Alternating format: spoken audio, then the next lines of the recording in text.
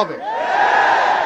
জিহাদ ফি সাবিলিল্লাহ ছাড়া ইসরায়েল সংকট, ফিলিস্তিন সংকট সমাধানের দ্বিতীয় কোনো পথ ও পদ্ধতি যে নেই, এটা আমাদের জনগণকে বোঝাতে হবে। অজু, গোসল, নামাজ, রোজার মাসালা যেভাবে শিখি, ঠিক সেভাবে জিহাদ ফি সাবিলিল্লাহর মাসালাও শিখতে হবে।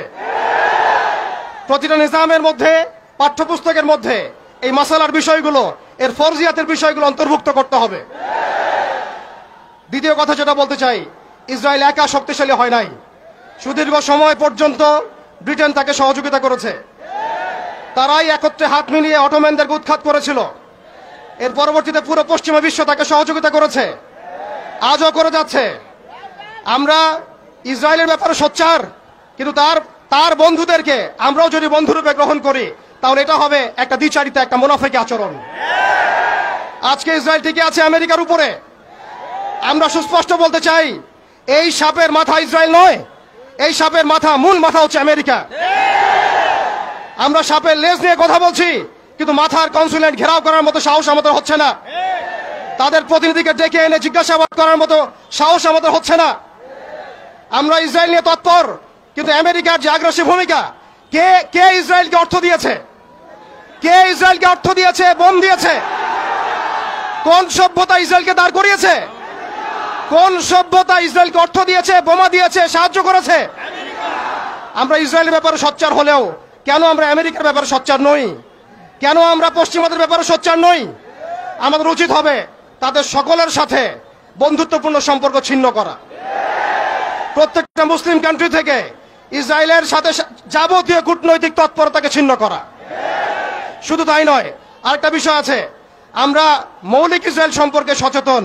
আমাদের বাড়ির পাশে নতুন একটা ইসরায়েলের জন্ম হয়েছে, এই ব্যাপারে আমরা সচেতন নই। আমরা দেখলাম তারাবির নামাজে মসজিদ ভাঙা হলো। হোলি উৎসবের নামে মুসলিমদেরকে নির্মমভাবে রাস্তার মধ্যে পেটানো হয়েছে। তারা একটা অনিবার্য যুদ্ধ আমাদের উপর চাপিয়ে দেওয়ার চেষ্টা করছে। আমরা যতই ভালো মানুষ হতে চেষ্টা করি না কেন, আমরা এই কনফ্লিক্ট এড়াতে পারবো না। ইতিহাস আপনারা পরে দেখবেন আমরা এড়াতে পারি নাই। আমরা যতই ভালো এবং সুশীল সাজার চেষ্টা করি না কেন, যতই তাদের তন্ত্রমন্ত্রের পূজা করার চেষ্টা করি না কেন, যতই তাদেরকে সন্তুষ্ট করার চেষ্টা করি না কেন, তারা কোশ্চিন কালেও আমাদের উপর এই অনিবার্য যুদ্ধ থেকে ফিরে থাকবে না ইনশাআল্লাহ। অতএব আমাদের উচিত আমাদের জায়গা থেকে প্রস্তুতি গ্রহণ করা। এখন আমরা কি প্রস্তুতি গ্রহণ করতে পারি এটা আপনারা সবাই জানেন। আমাদের মূল প্রস্তুতি ইমানের প্রস্তুতি, আমলের প্রস্তুতি, তাজকিয়ার প্রস্তুতি, অর্থনৈতিক প্রস্তুতি, এবং সবচেয়ে বড় কথা, বাংলাদেশকে যতদিন পর্যন্ত আমরা একটা মদিনা রাষ্ট্র হিসেবে কায়েম করতে পারবো না, ততদিন পর্যন্ত আমরা রাষ্ট্রীয়ভাবে এই সমস্যা সমাধান করতে পারবো না।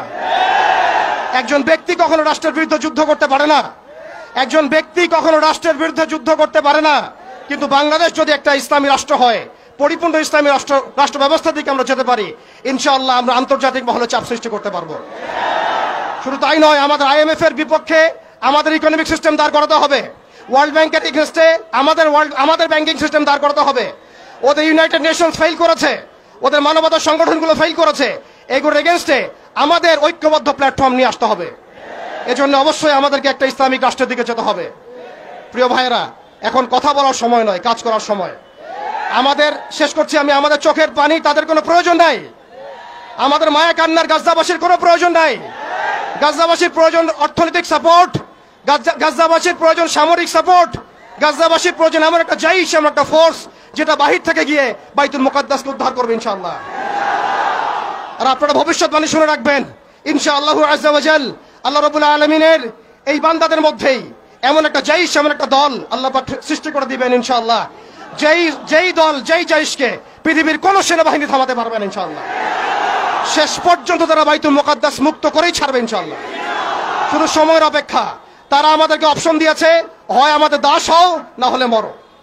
শেষ কথা, তারা আমাদেরকে অপশন দিয়ে দিয়েছে, হয় আমরা তাদের দাসত্ব করব, না হলে মরবো। আমরাও বলে দিচ্ছি, আমরা দাসত্ব করব না। আমরা হয় শহীদ হব, অথবা স্বাধীনতা ছিনিয়ে নিয়ে আসবো ইনশাআল্লাহ। হয় আমরা শহীদ হব, না হলে স্বাধীনতা ছিনিয়ে নিয়ে আসবো ইনশাআল্লাহ। আল্লাহ পাক আমাদের বাংলার